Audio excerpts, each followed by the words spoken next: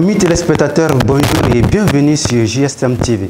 Alors aujourd'hui, nous sommes à l'Institut de recherche pour le développement URD et nous sommes avec Dr Konaté Mariam Sidibé, chef du projet PESAS, plateforme d'analyse, de suivi et d'apprentissage au Sahel. Dr Konaté Mariam Sidibé, on entend souvent parler de vous lorsqu'on visite les locaux de l'URD. Dites-nous qui est exactement Dr Konaté Mariam Sidibé.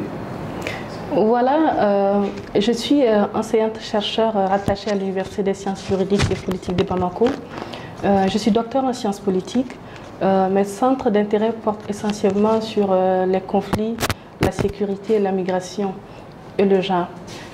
Au-delà de ma charge d'enseignante-chercheur à l'Université de Bamako, je suis aussi la chef de ce projet PASAS, qui est la plateforme d'analyse, de suivi et d'apprentissage au Sahel.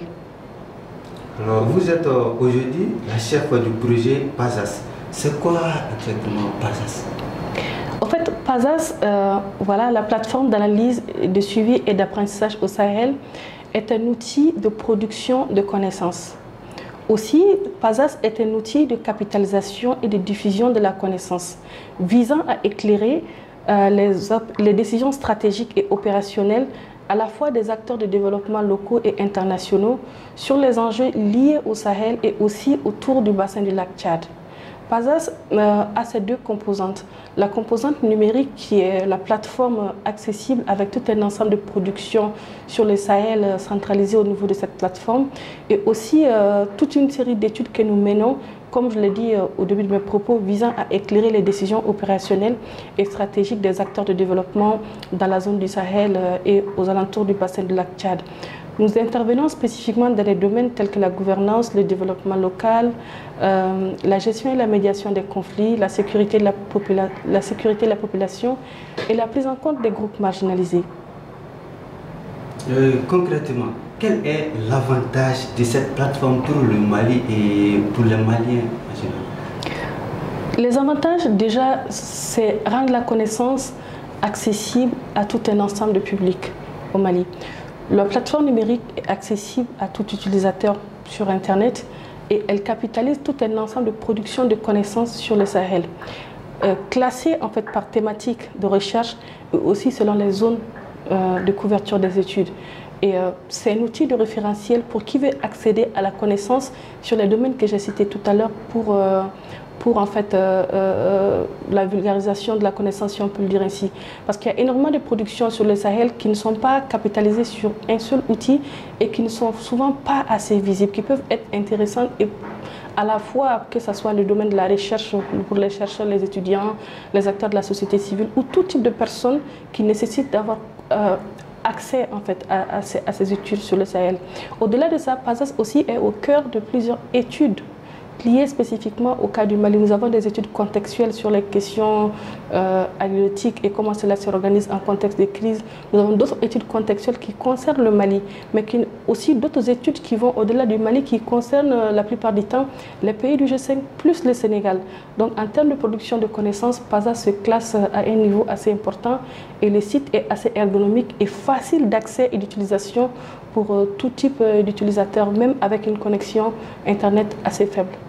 Okay. Quel bilan faites-vous aujourd'hui depuis le début de ce projet? PASAS a bientôt 2 ans et demi d'existence. C'est beaucoup d'études que nous avons déjà eu à mener. Ces études ont porté sur pas mal de thématiques. Nous avons eu à faire un état de lieu de la question des 3 frontières. Nous avons eu aussi à travailler sur la question de justice traditionnelle, comment cela s'organise en contexte de crise dans les pays du G5 plus le Sénégal. Nous avons eu à travailler sur l'éducation en situation d'urgence dans les pays du G5 plus le Sénégal. Nous travaillons aussi sur un projet qui s'appelle FAFA, qui avait une première phase qui porte essentiellement sur les filières halieutiques au centre du Mali et comment cela s'organise en contexte de crise. Nous travaillons aussi sur une veille contextuelle sur la zone des 3 frontières. Nous avons travaillé également sur les questions de délivrance de services publics sur le Mali et les autres pays du G5 qui est une étude en cours. Et nous entendons aussi mettre en place un observatoire de veille qui est déjà assez avancé, un observatoire de veille qui servira de baromètre pour la zone des 3 frontières, avec tout un ensemble de données qui sont renseignées, qui fera l'objet de production régulière. Donc on peut dire que vous avez déjà un bilan satisfaisant. On a déjà un parcours assez riche et je pense que les semaines, les mois à venir seront consacrés essentiellement aussi aux activités de partage des connaissances, des études, aux ateliers de restitution, aux différentes colloques de présentation aussi des résultats de ces études, à la fois au niveau des acteurs locaux que des acteurs internationaux. Donc en termes de visibilité, les actions prochaines de PASAS sera consacrées essentiellement à cela. On peut dire que le bilan est très satisfaisant en 2 ans de parcours. Quelles sont les conditions d'accès à cette plateforme?